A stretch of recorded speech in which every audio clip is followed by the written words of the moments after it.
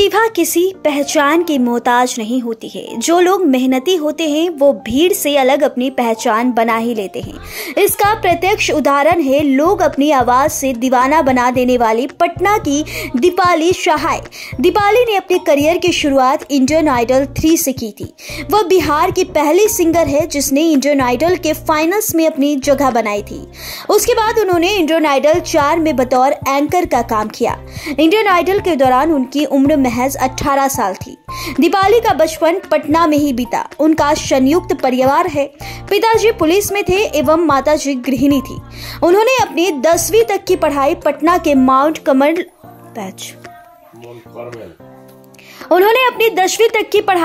के mount Carmel school से और सीनियर सेकेंडरी की पढ़ाई पटना वुमेन्स कॉलेज से पूरी की है। परिवार के सभी सदस्य ने उन्हें हमेशा आगे बढ़ने के लिए प्रोत्साहित किया है और अपनी सफलता का श्रेय आज वो इसी प्रोत्साहन को देती हैं। बहुमुखी प्रतिभा की धनी दीपाली ने शुरुआत में गायन से लेखक की, लेकिन देखते ही देखते उनकी झोली में अभिनय से जुड़े काम की भी आने लगी।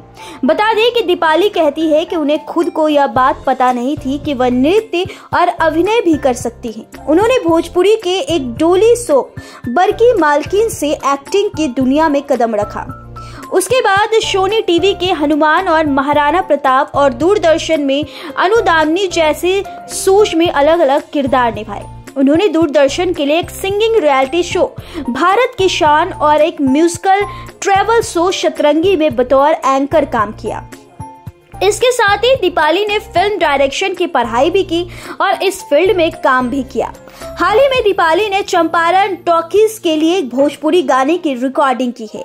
यह गाना लोगों द्वारा काफी पसंद किया जा रहा है। भोजपुरी सिनेमा की जो स्थिति है उसे ध्यान में रखते हुए किसी भी चर्चित कलाकार का इस क्षेत्र में कदम रखना किसी जोखिम से कम नहीं।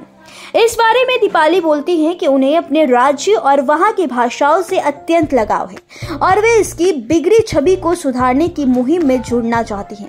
उनका कहना है कि आप किसी चीज से अलग होकर उस चीज में बदलाव नहीं ला सकते हैं, इसलिए भोजपुरी में वह करना काम उनके लिए शर्म नहीं गर्व की बात है और अगर भविष्य में उन्हें ऐसे अच्छे काम मिलते हैं तो वो उसे करने में कभी पीछे नहीं हटेंगी।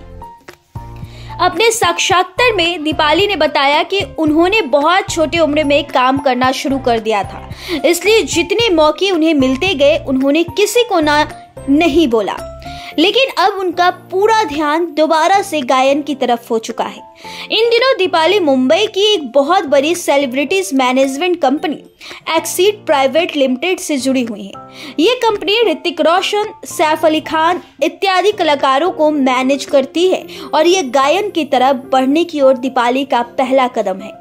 आगे बढ़ रहे कलाकारों से दीपाली का बस इतना कहना है कि सफलता का कोई शॉर्टकट नहीं होता।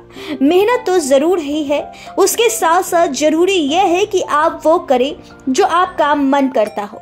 जिस काम में आपकी खुशी नहीं वह आप सफल नहीं बन सकते।